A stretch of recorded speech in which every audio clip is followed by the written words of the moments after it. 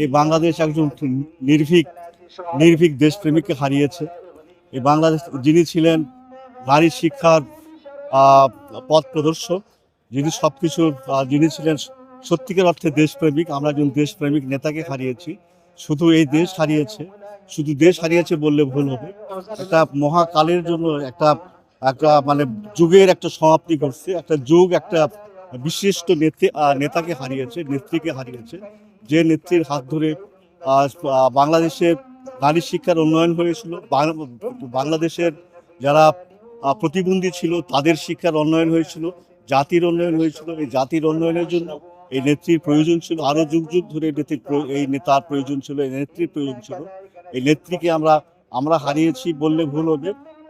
দেশ হারিয়েছে, এই পৃথিবী হারিয়েছে কালের গহ্বরে যিনি হারিয়ে গেলেন।